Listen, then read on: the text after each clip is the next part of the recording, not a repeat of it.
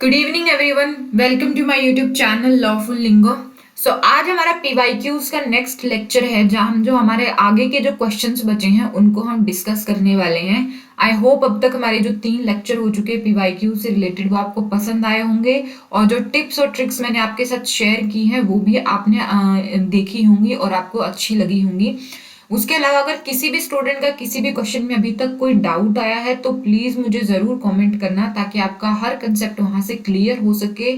और हमने बहुत ध्यान से देखा कि किस तरह के क्वेश्चन हमारे एग्जाम के अंदर बन रहे हैं।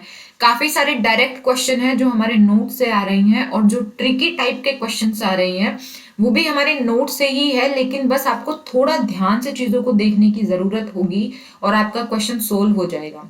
जो क्वेश्चन आपका डायरेक्ट सोल्व नहीं होगा वहां हमने बताया कि कैसे आप एलिमिनेशन मेथड का यूज कर सकते हो। अगर आप कहीं अटक रहे हो तो वहां पर कैसे एलिमिनेशन मेथड आपका काम आ सकता है। तो आपका जो क्वेश्चंस है वो बहुत इजीली सोल्व हो जाते हैं इस तरीके से। तो मुझे उम्मीद है कि आप सबने वो लेक्चर्स जरूर देखे हैं और हमारा जो सिलेबस है वो 4 जनवरी को कंप्लीट हो गया था।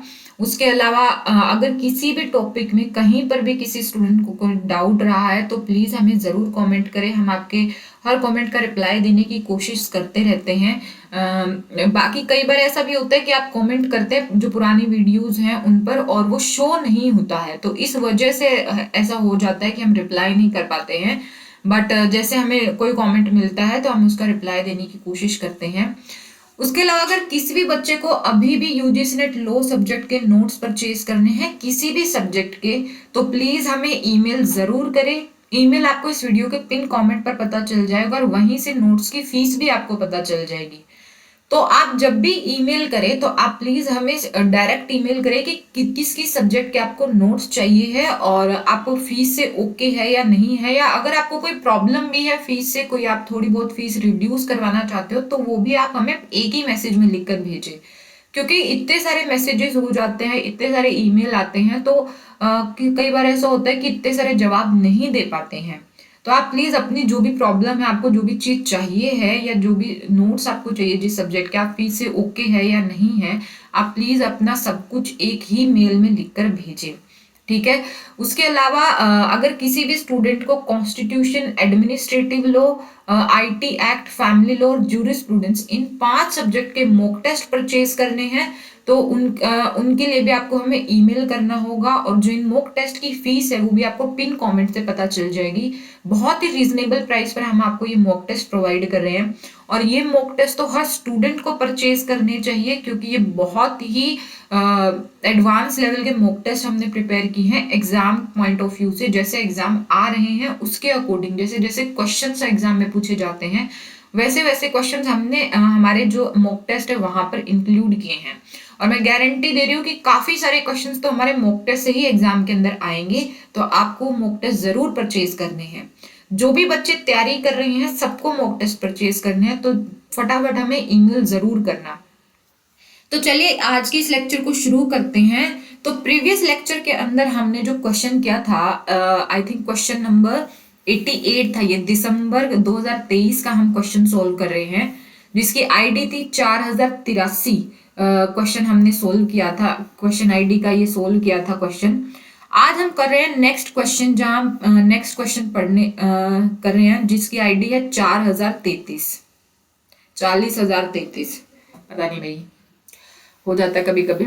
उसके बाद हम बात करेंगे हमारे क्वेश्चन नंबर 89 की, जो कहता है which article in the constitution of India. Again constitution से आर्टिकल है, सॉरी कॉन्स्टिट्यूशन का क्वेश्चन है जो आपको देखना है। मैंने आपको कल भी बताया था कि कॉन्स्टिट्यूशन, जूरिस्प्रूडेंस, पीआईएल और कॉन्ट्रैक्ट, ये 4 ऐसे सब्जेक्ट है जहां से मैक्सिमम क्वेश्चन, और एक फैमिली लॉ, ये 5 ऐसे सब्जेक्ट है जहां से मैक्सिमम आपके क्वेश्चंस कवर होते हैं।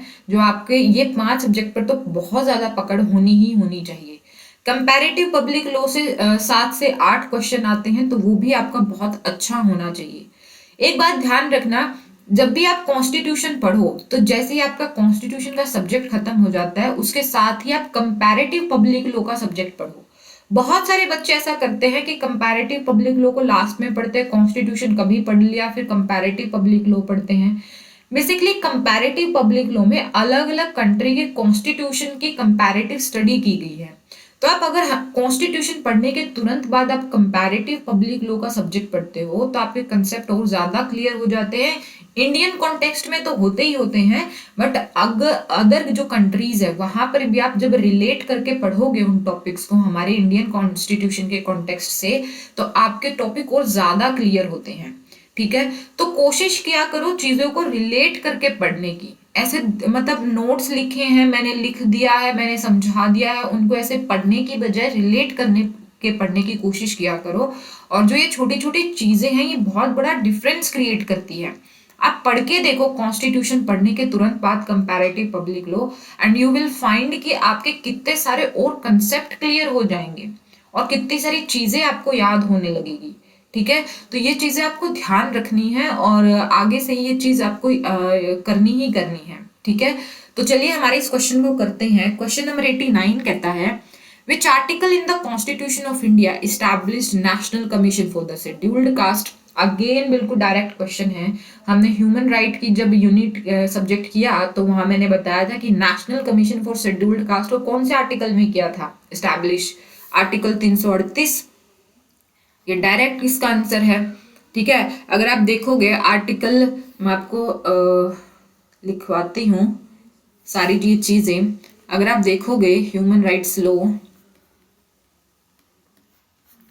मैंने वहां आपको लिखवाया था दैट आर्टिकल 338 में national commission for scheduled caste को इस्टेब्लिश किया गया है। उसके अलावा आर्टिकल 338A में national commission for scheduled tribes को इस्टेब्लिश किया गया है।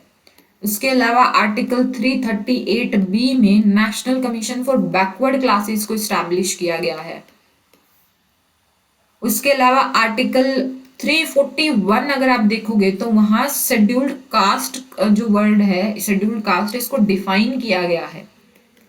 ठीक है, कि कौन कौन सी कास्ट शेड्यूल्ड कास्ट में आएगी, ये सब डिफाइन किया गया है वहां पर। अगर आप आर्टिकल 342 देखोगे तो आपको पता चलेगा कि शेड्यूल्ड ट्राइब्स को डिफाइन किया गया है इस आर्टिकल के अंदर। और आर्टिकल जो 342A है, यहां आप देखोगे जिसको ऐड किया गया था 102nd अमेंडमेंट से। आप देखोगे इसके अंदर socially, educational and backward classes के आइडेंटिफिकेशन एंड लिस्टिंग की बात की है। जो किसके पास पावर है, प्रेसिडेंट के पास पावर है। आइडेंटिफिकेशन एंड लिस्टिंग की बात की है, और ये पावर किसके पास है, प्रेसिडेंट के पास है। तो अगर आपने हमारे नेशनल कमीशंस की जो क्लासेस है, ह्यूमन राइट्स से रिलेटेड जो नेशनल कमीशंस की क्लासेस है वो नहीं देखी है, तो हमने हर कमीशन को बहुत डिटेल में डिस्कस किया है और आपको जाकर वो लेक्चर जरूर देखने हैं। आपके ये छोटे छोटे पॉइंट्स हैं वो क्लियर हो जाएंगे। और अब तो एग्जाम में जो नेशनल कमीशन है, इनके फंक्शंस, इनकी पावर्स, इनका कंपोजिशन, कब इनको स्टैब्लिश किया गया है, ये सारी चीजें मैच ऑफ द फॉलोइंग में पूछी जाती है। और इनका क्वेश्चन तो आता ही है कि इनके फंक्शंस क्या क्या है। तो ये सारी चीजें आपको ध्यान देनी होंगी क्योंकि इसी तरह के क्वेश्चन बन रहे हैं। पहले सिर्फ NHRC से क्वेश्चन बनता था, बट अब इन सारे कमीशन से क्वेश्चन बन रहे हैं। कभी इनकी फंक्शंस पूछ लिए जाते हैं, कभी मैच ऑफ द फॉलोइंग में इनको कब एस्टैब्लिश किया गया है, इनकी कंपोजिशन क्या है ये पूछ ली जाती है, किसके पास पावर है इनको अपॉइंट करने की, सारी चीजें पूछी जा रही है। तो एक स्टेप आगे ले लिया गया कि अब जो छोटे छोटे टॉपिक्स थे जहां से क्वेश्चन नहीं बन रहे थे, अब वहां से क्वेश्चन बनने शुरू हो गए हैं। तो अगर आपको लगता है कि कोई टॉपिक बहुत छोटा है और उसे वहां से तो क्वेश्चन नहीं आएगा, तो ये थॉट तो अपना निकाल ही दो आप। ठीक है, तो अब हर जगह से क्वेश्चन पूछे जा रहे हैं और बहुत ट्रिकी क्वेश्चन पूछे जा रहे हैं। ठीक है, तो ये हमारा ये क्वेश्चन के साथ आप नोट्स लिख सकते हो ताकि आपको याद रहे। नेक्स्ट जो हमारा क्वेश्चन है उसके बारे में बात करते हैं। क्वेश्चन आईडी है 40,065। क्वेश्चन क्या कहता है, ये कहता है A1 and A2 plan to commit robbery. A1 और A2 दो आदमी हैं जो प्लान रॉबरी कमिट करने का प्लान करते हैं। उनके बीच में सिर्फ अग्रीमेंट हुआ है, यानी mere agreement to commit this offence is punishable under which provision of IPC। तो पहले तो आपको ये पता होना चाहिए कि जो रोबरी है उसका सिर्फ अग्रीमेंट होना भी पनिशेबल है, और ये बात आपको पता होनी चाहिए। इसमें क्या क्या सेक्शन दिए गए, एक तो दिया गया सेक्शन 120 बी यानी क्रिमिनल कंस्पायरेसी। कल मैंने बताया था क्रिमिनल कंस्पायरेसी कब ऐड हुआ था भाई, कौन से अमेंडमेंट से ऐड हुआ था, 1913 के अमेंडमेंट से ऐड हुआ था, याद है कल का क्वेश्चन हमने किया। उसके बाद ये 107 क्लोज 2 ये अबेटमेंट की बात कर रहा है। उसके बाद 120 बी और 107 क्लोज दो दोनों को कंपाइल अप कर दिया गया है। उसके बाद कह रहा है without actus reus it is not possible at all. ये कह रहा है कि जब तक रोबरी कमिट नहीं हो जाती, वो ऑफेंस कमिट नहीं हो जाता, तब तक ये सिर्फ मियर अग्रीमेंट को पनिश करना रोबरी के लिए पॉसिबल नहीं है। मतलब जब तक फिजिकल एक्ट नहीं हो जाता तब तक सिर्फ अग्रीमेंट को पनिश करना रोबरी में पनिश वो नहीं है, पॉसिबल नहीं है। तो ये ऑप्शन तो गलत ही है, ठीक है। तो mere agreement to commit this offence, तो इसके लिए अलग से कोई सेक्शन नहीं है, तो इसके लिए हमारा होगा 120 बी। तो ये इसका आंसर होगा, ये आपको ध्यान रखेगा। अबेटमेंट तो है ही नहीं, दोनों के बीच में अग्रीमेंट हुआ है, तो ये क्रिमिनल कंस्पायरेसी होगी। दोनों कंस्पायर खुद ही दोनों ही षड्यंत्र रच रहे हैं रोबरी करने का, तो दोनों के बीच में अग्रीमेंट हुआ है, तो दैट इज क्रिमिनल कंस्पायरेसी। तो ये क्वेश्चन आपको ध्यान रखना है, इसका आंसर होगा हमारा फर्स्ट ऑप्शन। नेक्स्ट क्वेश्चन की बात करते हैं हम, दैट इज क्वेश्चन नंबर 91 जिसकी आईडी है 40,116।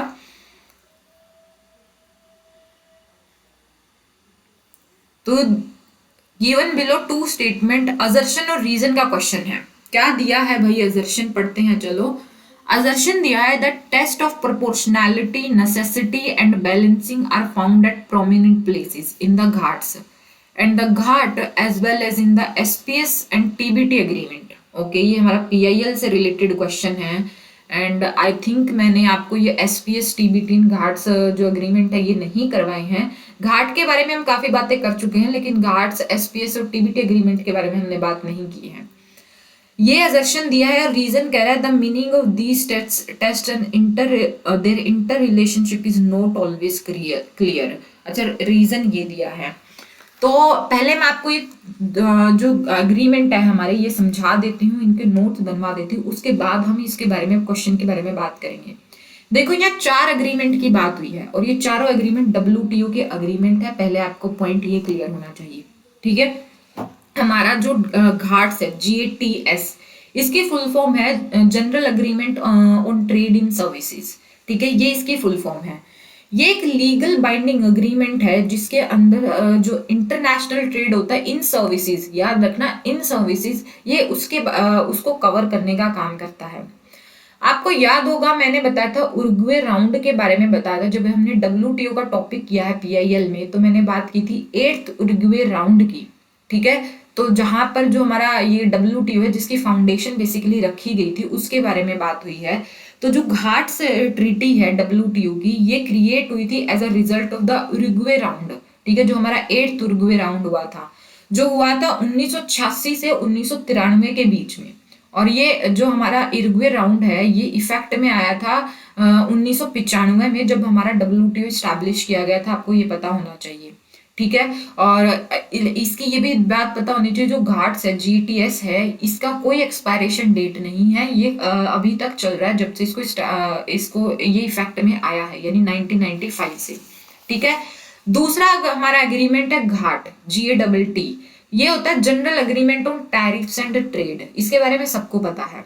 अब दोनों एग्रीमेंट में डिफरेंस क्या है, GATS में और GATT में, घाट में क्या डिफरेंस है। देखो घाट है जो GATT है हमारा, ये सेंट्रल WTO एग्रीमेंट है जो गुड्स ट्रेड के बारे में बात करता है, ठीक है। उसके बाद जो हमारा GATS घाट्स है ये WTO एग्रीमेंट है जो सर्विसेज ट्रेड की बात करता है, ठीक है। तो ये मेन डिफरेंस है, एक गुड्स ट्रेड की बात करता है, एक सर्विसेज ट्रेड की बात करता है। तो 2 एग्रीमेंट तो हमारे हो गए। तीसरा हमारा SPS agreement. SPS agreement basically जो भी हमारे एक ऐसा एग्रीमेंट है जो हमारा सैनिटरी या फाइटो सैनिटरी मेजर्स है उनके एप्लीकेशन से रिलेटेड है, ठीक है। ये एग्रीमेंट है जो हमारा एसपीएस एग्रीमेंट, ये बेसिकली बात करता है कि कैसे डब्ल्यूटीओ के जो मेंबर्स है, मेंबर कंट्रीज है, वो कैसे फूड सेफ्टी, एनिमल या प्लांट हेल्थ रेगुलेशंस को अप्लाई करते हैं। ठीक है, जो फूड सेफ्टी वगैरह है वो कैसे इंश्योर करते हैं। जो हमारा एसपीएस एग्रीमेंट है ये 1 जनवरी 1995 को इफेक्ट में आया था, और जब याद रखना डब्ल्यूटीओ भी उसी टाइम पर इस्टेब्लिश हुआ था, 1 जनवरी 1995। ठीक है, तो उससे उसके सारे एग्रीमेंट्स है तो उसी टाइम पर इफेक्ट में आए थे। तो इस ये जो अग्रीमेंट है इसके अंदर कुछ बेसिक रूल्स है जो हर देश की गवर्नमेंट फॉलो करती है, जैसे फूड सेफ्टी, जो खाना हम खाते हैं उस फूड सेफ्टी को कैसे इंश्योर किया जाए। दूसरा है कि मान लो एक कंट्री के डोमेस्टिक प्रोडक्ट्स हैं, ठीक है, हर कंट्री को ये करना होगा कि जो अपनी कंट्री के जो डोमेस्टिक प्रोडक्ट्स है उनसे रिलेटेड जो स्ट्रिक्ट हेल्थ और सेफ्टी रेगुलेशंस है उनको प्रोटेक्ट करने के लिए उनको अवॉइड करना होगा। मतलब दूसरी कंट्री के भी जो प्रोडक्ट्स हैं उनको चांस देना होगा इन ट्रेड। ऐसा नहीं है कि आप ऐसे रूल्स और रेगुलेशन सेट कर दो सेफ्टी और हेल्थ से रिलेटेड कि भाई अगर ये रूल्स और रेगुलेशंस पास होंगे तभी हम ये प्रोडक्ट हमारे देश में अलाउड करेंगे।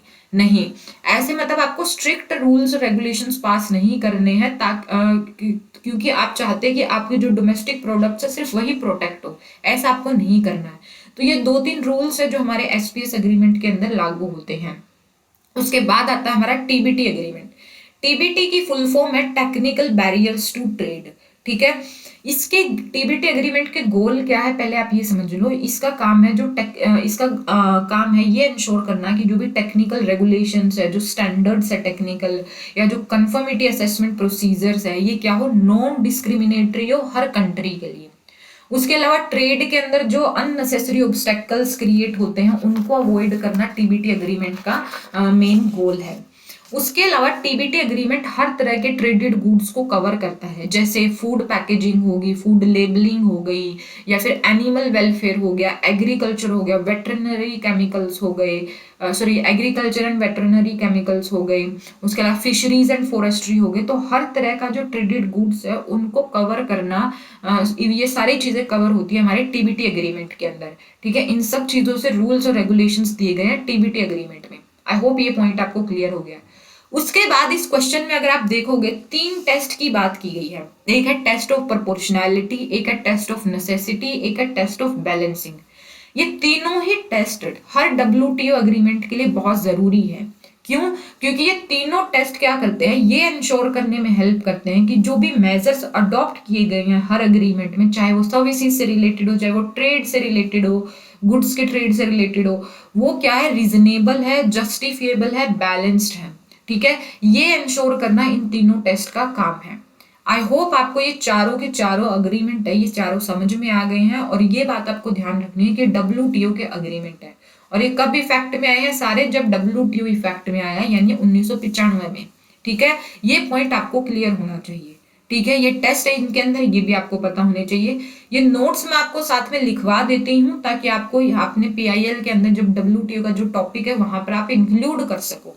ठीक है, तो चलिए ये पॉइंट्स हमारे हैं जो इनसे रिलेटेड, अग्रीमेंट से रिलेटेड, ये हम लिख लेते हैं। उसके बाद इस क्वेश्चन को सोल्व करेंगे हम।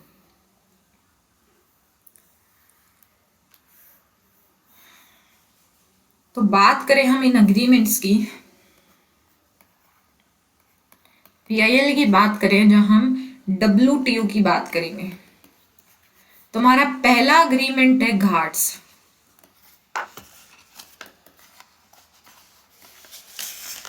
तो अगर हम घाट्स की बात करें तो इसके फुल फॉर्म है general agreement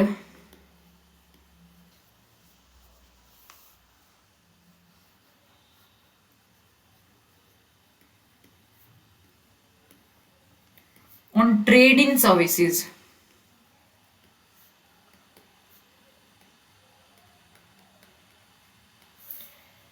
It is a legal binding agreement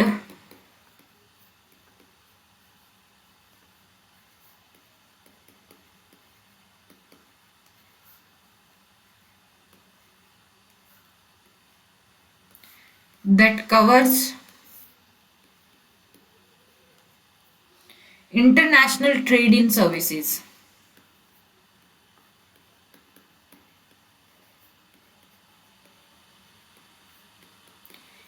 point और आप ध्यान रखना कि आप ना पिछले 4-5 जो सालों के एग्जाम हुए हैं 2020 के बाद से, 2020 ने 18-19 के बाद से जो भी एग्जाम हुए हैं हमारे यूजीसी नेट के, वहां पीआईएल के जो क्वेश्चंस आए हैं, उन पीआईएल के क्वेश्चंस में आप देखना जो भी स्टेटमेंट्स दी गई है कि ये फलाना अग्रीमेंट इसको एनफोर्स हुआ है, क्या ये स्टेटमेंट सही है, या फलाना इससे रिलेटेड ये स्टेटमेंट है, क्या ये स्टेटमेंट सही है, ये सारे क्वेश्चंस आपको ध्यान से देखने होंगे। हर ऑप्शन को, मान लो कोई बोला हुआ है कि मान लो डब्ल्यूटीओ अग्रीमेंट एनफोर्स हुआ है 1 जनवरी 1994 को, ठीक है, ये स्टेटमेंट दे रखी है किसी क्वेश्चन में, आपको देखना है कि ये स्टेटमेंट सही है या नहीं है।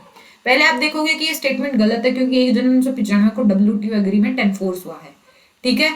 तो जितनी भी स्टेटमेंट्स वहां दी गई है वो स्टेटमेंट्स काफी बार रिपीट होती हैं, ठीक है। तो जो भी स्टेटमेंट दी गई है, मान लो कोई अग्रीमेंट है उसकी एनफोर्समेंट डेट गलत दी गई है, तो अपने नोट्स में लिखो वो उसकी एनफोर्समेंट डेट क्या है, वो स्टेटमेंट करेक्ट करके लिख लो। जो भी स्टेटमेंट सही है वो स्टेटमेंट्स अपने नोट्स में लिख लो, क्योंकि वो स्टेटमेंट्स रिपीट होती हैं और वहां से क्वेश्चन वो रिपीटेड आते हैं, कई बार ऐसा होता है। तो वहां से आपके जो पीआईएल की स्टेटमेंट्स है वो वहां से कवर हो जाएंगी। जैसे कई बार जैसे एक्स्ट्राडिशन से रिलेटेड कई क्वेश्चन पूछ लिए जाते हैं, जहां वो बोल दिया जाता है कि मान लो जो कोलंबिया वर्सेस पेरू का केस है ये एक्स्ट्राडिशन से रिलेटेड है या नहीं है, तो आप चेक करो कि उससे रिलेटेड है या नहीं है, और अगर है तो ये स्टेटमेंट सही है और अपने नोट्स में लिख लो, ठीक है। इससे आपका होगा क्या कि जो पीआईएल की रिपीटेड स्टेटमेंट्स हैं वो अगर आपके एग्जाम में आती हैं तो वो क्या हो जाएंगी, आपकी वहां से कवर हो जाएंगे और आपका क्वेश्चन ठीक होने के चांसेस और ज्यादा बढ़ जाते हैं।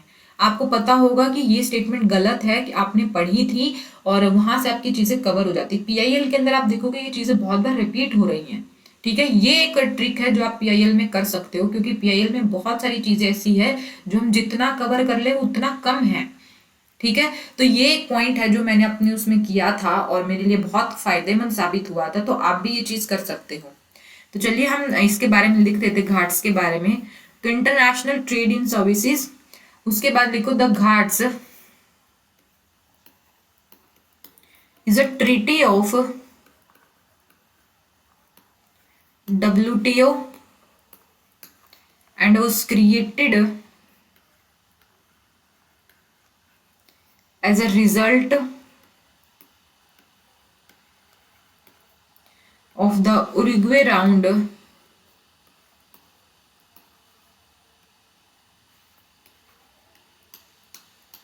of trade and negotiations.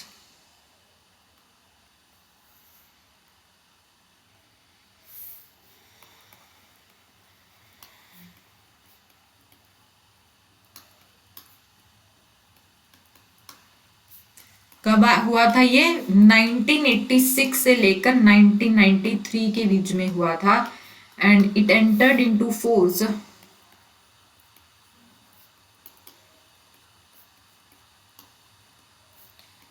in 1995 and has no expiration date.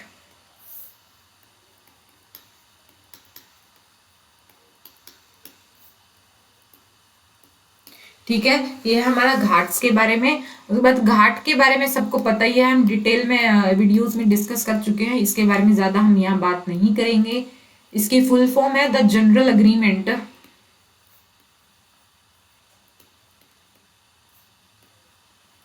On tariffs and trade.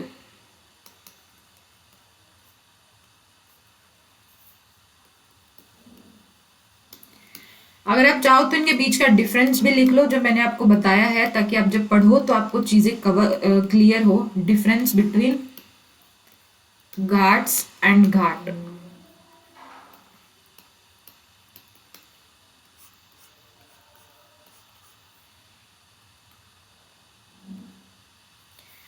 तो GATT is the central WTO agreement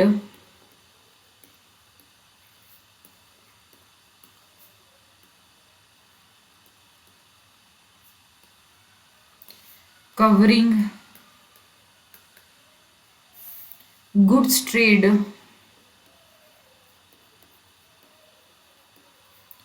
while the Ghats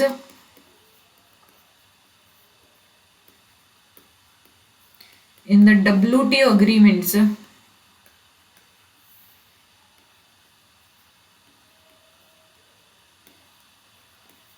covering services trade.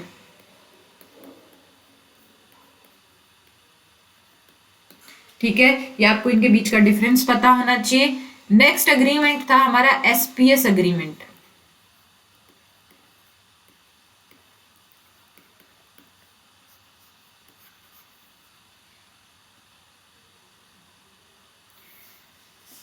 तो SPS agreement is the agreement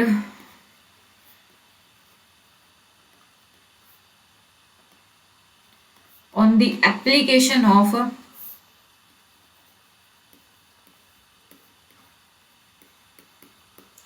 sanitary and phytosanitary measures।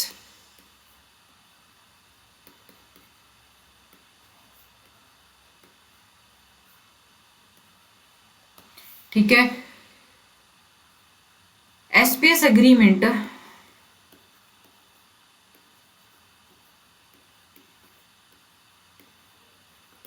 governs how WTO members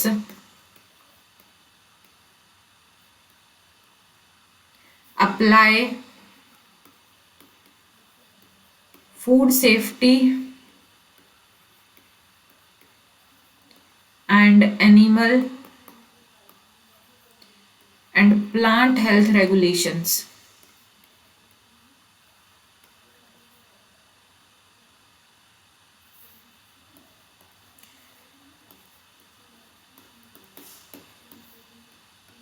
next लिखो, it came into effect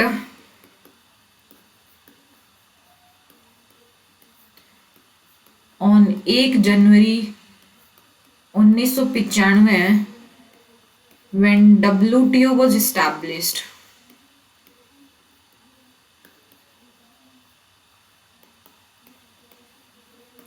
ठीक है, next है it sets out, इसके basic principles लिखो, basic rules लिखो, basic rules for governments to follow.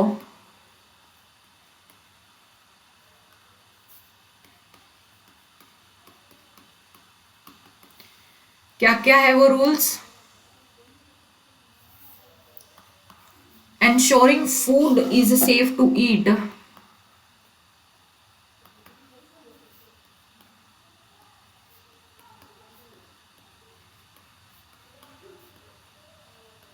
ठीक है। Next rule लिखो, that avoiding using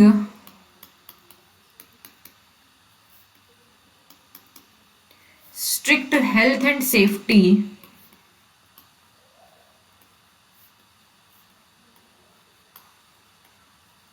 regulations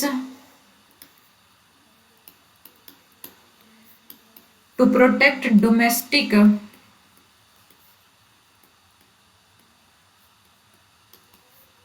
producers। ठीक है, तो ये था हमारा एसपीएस अग्रीमेंट जो आपको ध्यान रखना है। नेक्स्ट हम बात करते हैं टीबीटी अग्रीमेंट के बारे में।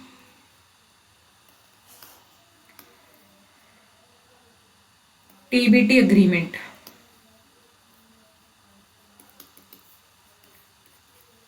so TBT stands for technical barriers to trade,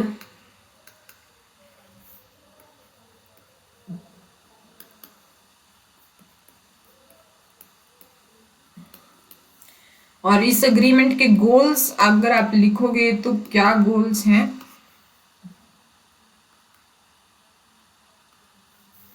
पहला गोल है ensure that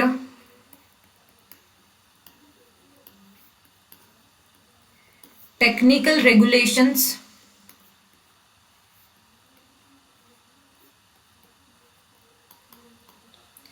standards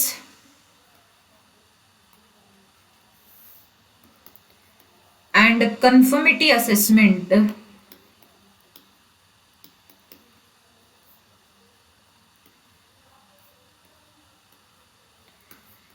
procedures are non-discriminatory।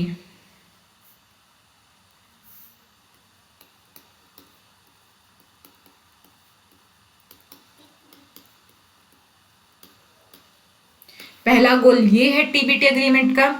दूसरा गोल है avoid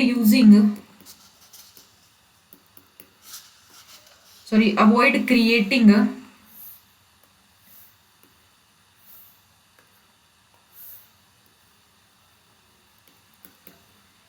unnecessary obstacles to trade, ये इसके गोल है।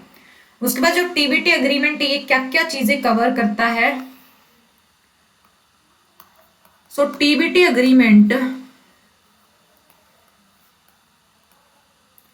covers all traded goods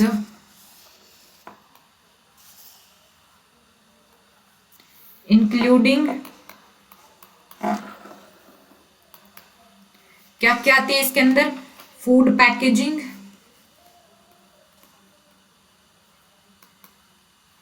and labelling, animal welfare,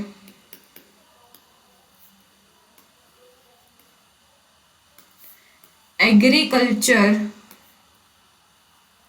and veterinary chemicals,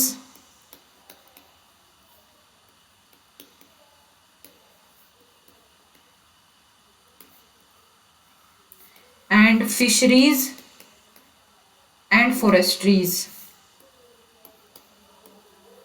ये सारी चीजें इसके अंदर कवर होती हैं। ठीक है, उसके बाद हमने 3 टेस्ट की बात की है डब्ल्यूटीओ एग्रीमेंट के। वो क्या क्या है। So test of proportionality,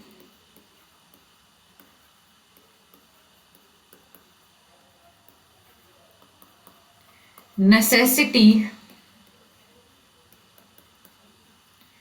and balancing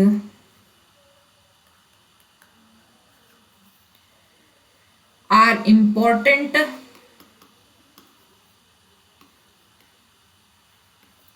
in the WTO agreement।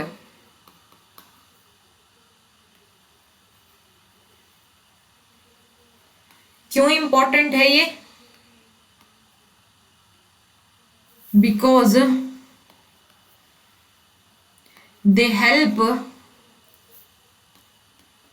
to ensure that measures are reasonable,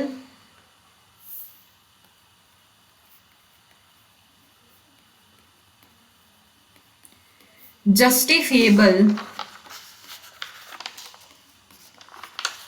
and balanced। ठीक है, तो ये हमारे चारों अग्रीमेंट थे जो कि डब्ल्यूटीओ के अंदर कवर होते हैं और इनके बारे में आपको पता होना चाहिए। एक ही बार आई थिंक क्वेश्चन पूछा गया ये 2023 में, ज्यादा इसमें से क्वेश्चन नहीं आया, बट आगे आने के चांसेस है क्योंकि डब्ल्यूटीओ बहुत इंपॉर्टेंट टॉपिक है पीआईएल का और वहां से ज्यादा जो चीजें पूछने के लायक है वो यही सारी चीजें है, या फिर डब्ल्यूटीओ की कॉन्फ्रेंसेस कब कब कहाँ कहाँ हुई है, वो सारी चीजें पूछने के लायक है। तो वो सारी चीजें आपको ध्यान रखनी है। ठीक है, तो हम क्वेश्चन की तरफ बढ़ते हैं। क्या क्वेश्चन था? क्वेश्चन ये था कि जो टेस्ट ऑफ प्रोपोर्शनैलिटी है, टेस्ट ऑफ नेसेसिटी है, टेस्ट ऑफ बैलेंसिंग है, ये बहुत ही प्रोमिनेंट प्लेसेस हैं इनका घाट में as well as in the SPS and TBT agreement में। ये बात सही है, असर्शन हमारा सही है। अब देखते हैं रीजन क्या कहता है। रीजन कहता है the meaning of these tests and their inter relationship is not always clear. जो इन टेस्ट का मीनिंग है और इनका इंटर रिलेशनशिप है जो ये हमेशा क्लियर नहीं होता है। ये बात ठीक है या नहीं, ये बात मुझे कंफर्म नहीं है। The meaning of these tests and their inter relationship is not always clear. अच्छा ठीक है, पहली स्टेटमेंट तो ठीक है। ठीक है, अब देखते हैं इसका एक्सप्लेनेशन है या नहीं, उसके बाद दूसरी स्टेटमेंट का करेक्शन देखेंगे हम। The test of proportionality, necessity and balancing are found at prominent places in the Ghat as well as in the SPS and TBT agreement because the meaning of these tests and their interrelationship is not always clear। नहीं, इसका explanation तो correct है नहीं है। ठीक है, क्योंकि बात बन नहीं रही जो ये बात कहना चाह रहा है। इसका जो रीजन है ये सही नहीं दिया गया असर्शन का, तो करेक्ट एक्सप्लेनेशन तो है नहीं। ठीक है, या तो दूसरा ऑप्शन होगा या फिर होगा हमारा फोर्थ ऑप्शन। इन दोनों में से एक ऑप्शन होगा। अब इसका आंसर क्या है ये हमें देखना होगा आंसर की में। एक मिनट मैं भी चेक कर लेती हूँ, एक सेकेंड दो।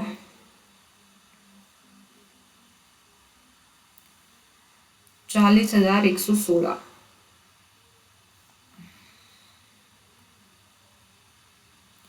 इसका आंसर दिया है second, both A and R correct. अच्छा, आर यहाँ क्लियर, बात सही है कि इन टेस्ट का जो मीनिंग और इनका इंटर रिलेशनशिप है ये हमेशा क्लियर नहीं होता है, लेकिन इसकी करेक्ट एक्सप्लेनेशन तो है नहीं, ये बात हम देख चुके हैं। तो इसका होगा सेकंड ऑप्शन होगा इसका आंसर, जो आपको ध्यान रखना है। ठीक है, नेक्स्ट क्वेश्चन की बात करते हैं कि नेक्स्ट क्वेश्चन किस चीज के बारे में बात करता है।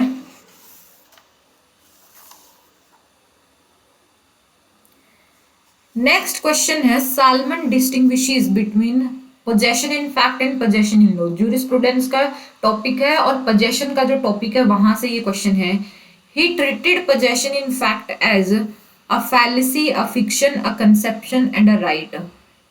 तो ये हमने जो पोजेशन का टॉपिक किया है, जहां हमने सेलमेंट की डेफिनेशन बताई है possession in fact and possession in law का, उन्होंने डिस्टिंग्विशन किया है और हमने डिटेल में उस चीज को डिस्कस किया है। तो वहां पर मैंने ये बताया है कि उन्होंने पोजेशन इन फैक्ट को ट्रीट किया है एज अ कंसेप्शन। ठीक है, ये बात हमने वहां की है, डायरेक्ट क्वेश्चन आया ये हमारे नोट से। ठीक है, ये बात आपको ध्यान रखनी है। उसके अलावा एक बात और इस नोट्स में जो कंफ्यूजिंग है, possession in fact and possession in law, ये हमारा पोजेशन से रिलेटेड है। ठीक है, लेकिन एक चीज जो आपको ध्यान रखनी है वो ये है, इस क्वेश्चन से रिलेटेड एक चीज है जो आपको पता होनी चाहिए। जूरिस्प्रूडेंस की बात कर रहे हैं हम। सालमन ने जो डेफिनेशन दी है, सो सालमन ने बताया है पोजेशन के दो एलिमेंट होते हैं। एक तो होता है gives two element of possession.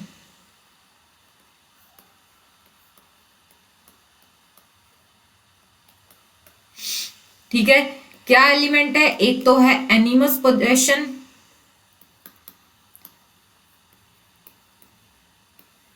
जो कि क्या है, मेंटल एलिमेंट है। बहुत बार पूछा जाता है एग्जाम में क्वेश्चन। दूसरा है कॉर्पस पोसिडेंडी। अब आप सोच रहे होंगे इसमें क्या कंफ्यूजिंग है, कंफ्यूजिंग क्या चीज है वो मैं आपको समझाऊंगी। कॉर्पस पोसिडेंडी या फिजिकल एलिमेंट। ठीक है, ये एक बात आपको ध्यान रखनी है। उसके बाद आपको ध्यान रखना है कि जो एनिमस पोजेशन है, ये इसको सालमन ने बोला है पोजेशन इन लॉ।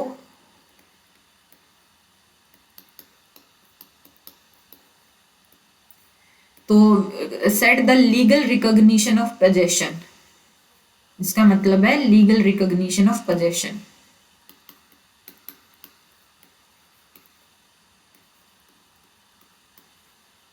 ठीक है, इसको बोला है उन्होंने पोजेशन इन फैक्ट। कॉर्पस पोसिडेंडी को वो कहते हैं पोजेशन इन फैक्ट, यानी कि जो एक्चुअल या फिजिकल कंट्रोल होता है किसी ऑब्जेक्ट या प्रॉपर्टी के ऊपर, उसके बारे में बात हुई है यहां पर। So the actual physical control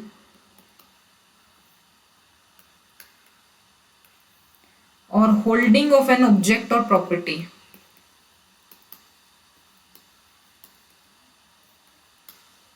object और प्रॉपर्टी,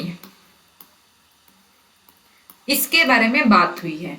ठीक है, तो जो सालमन है उन्होंने जो हमारा पोजेशन इन फैक्ट है,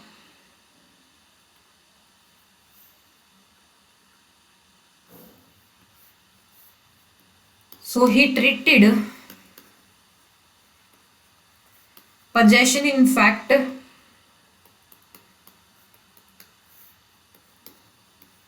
एज अ कंसेप्शन। ये पॉइंट आपको ध्यान रखना है, हमारे नोट्स में ये चीज हमने इंक्लूड की है। इसके अलावा एक और चीज आपको ध्यान रखनी है कि सालमन ने ह्यूमन पोजेशन और स्पिरिचुअल पोजेशन में भी डिस्टिंग्विश किया है। Salmon also distinguished between human possession and and spiritual possession.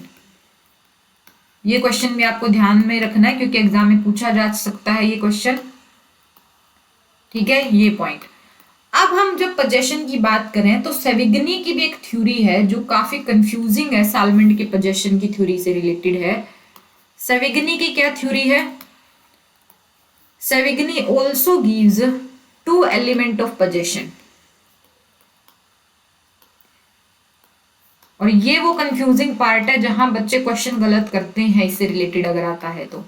क्या क्या दिया है उन्होंने? पहला तो दिया है कॉर्पस पोजेशंस,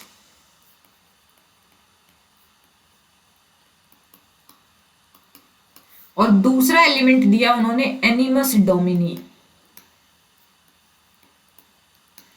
तो अगर आप देखोगे सालमंड की जो डेफिनेशन है, दो एलिमेंट दिए पोजेशन के, तो वहां पर भी ऐसे ही कुछ एलिमेंट की बात की गई है, और सेविगनी की जो उन्होंने जो एलिमेंट दिए, डेफिनेशन दी है पोजेशन की, वहां पर भी कुछ ऐसे ही एलिमेंट की बात हुई है। लेकिन आपको ध्यान रखना है सेविगनी की जो डेफिनेशन है वहां एनिमस डोमिनी की बात हुई है, ठीक है, एनिमस पोसिडेंडी की बात नहीं हुई है, ये बात आपको ध्यान रखना है, ठीक है। तो ये एक कंफ्यूजिंग पार्ट है जो काफी बच्चे कंफ्यूज होते हैं और क्वेश्चन को गलत करके आते हैं, ये मैंने आपका यहाँ से करेक्ट कर दिया है और आपको ध्यान होना चाहिए, ठीक है। Move on to the next question.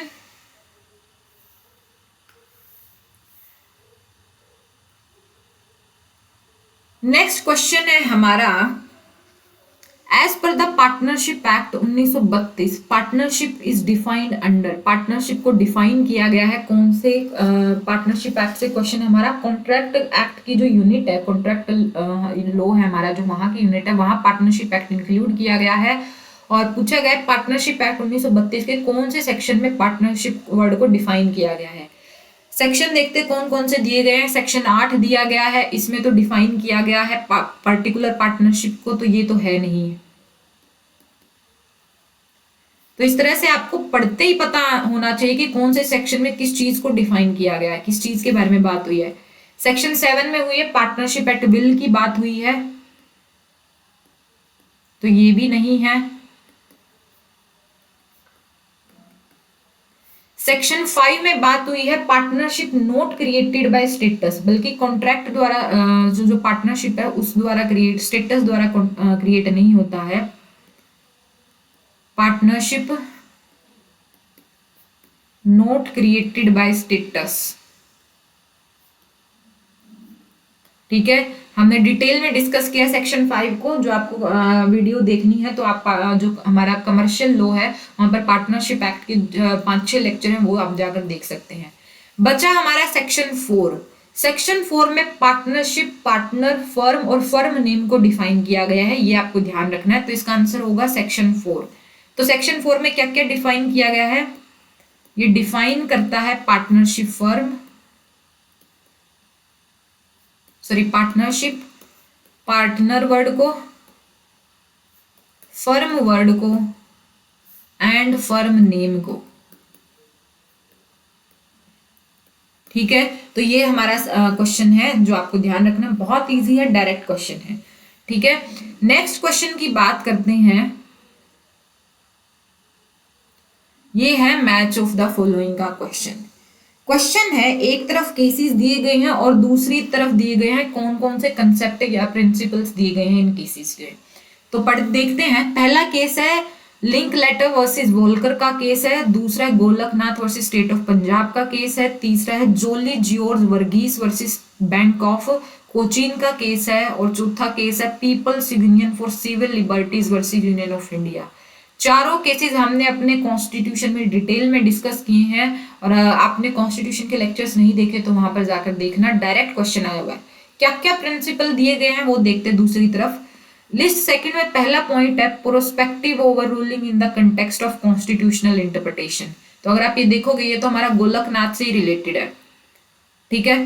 Right to register none of the above vote, ठीक है। तीसरा है importation of provision from ICCPR into Indian constitutional laws, ठीक है। फोर्थ पॉइंट दिया है prospective overruling in the context of criminal procedure, ये Linkletter versus Walker के केस में हुआ था। तो देखो ए का फोर्थ और बी का फर्स्ट कहां दिया गया है, यहाँ तो ए का फोर्थ है नहीं पहले ऑप्शन में, दूसरे में भी ए का फर्स्ट दिया है तो ये भी नहीं है, यहाँ ए का फोर्थ दिया है और बी का फर्स्ट यहाँ नहीं दिया है तो ये भी नहीं है, फोर्थ ऑप्शन निकल कर आ गया हमारा डायरेक्ट। एक या दो पॉइंट से आप क्वेश्चन को सोल्व कर सकते हो और साथ में एलिमिनेशन मेथड भी लगा कर देख सकते हो, दोनों चीजों को एक क्वेश्चन में भी अप्लाई किया जा सकता है और आपका क्वेश्चन सोल्व हो जाएगा। ठीक है, सी का होगा थर्ड, यानी कि Jolly George Varghese versus Bank of Cochin, इसमें बात की गई थी right to register none of the above vote.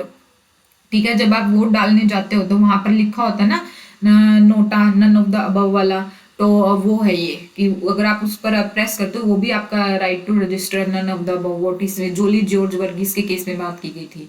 उसके बाद people's union for civil liberties versus union of India, इसके में बात की गई थी जो इम्पोर्टेशन ऑफ प्रोविजन है, आईसीसीपीआर है जो हमारी कन्वेंशन है एक, उसे इंडियन कॉन्स्टिट्यूशनल लॉ में कुछ प्रोविजन ऐड किए गए हैं, तो इसके बारे में Jolly union People's union for Civil Liberty versus union of India के केस में बात हुई थी। ठीक है, तो ये हमारा केस है जो आपको ध्यान रखना है और इसका आंसर होगा फोर्थ ऑप्शन। तो मुझे उम्मीद है कि ये क्वेश्चंस आपको समझ में आ गए हैं। हमारा लेक्चर का टाइम हो गया है, बाकी के जो क्वेश्चंस हैं हम कल के लेक्चर में करेंगे। मुझे उम्मीद है कि ये तरीका आपको पसंद आ रहा है जहां हम पॉइंट टू पॉइंट हर ऑप्शन को डिस्कस कर रहे हैं कि कोई ऑप्शन इसका करेक्ट आंसर क्यों नहीं है, और अगर करेक्ट है तो उसके पीछे भी क्या रीजन है और कौन क्या क्या टिप्स और ट्रिक्स लगा सकते हैं हमारे क्वेश्चन को सोल्व करने में। मुझे उम्मीद है कि ये तरीका आपको पसंद आया है। अगर आपका कोई भी डाउट है कहीं पर भी, please do let me know in the comment box, and इस वीडियो को जितना ज़्यादा हो सकता है आगे शेयर करें, लाइक करें एंड अपने ओपिनियन भी देना ना भूलें। And don't forget to subscribe my channel and bell icon को प्रेस करना ना भूलना ताकि आपको हर वीडियो का नोटिफिकेशन मिलता रहे। तो चलिए मिलते हैं नेक्स्ट लेक्चर में जहां हम आगे के जो हमारे क्वेश्चंस हैं वो डिस्कस करेंगे।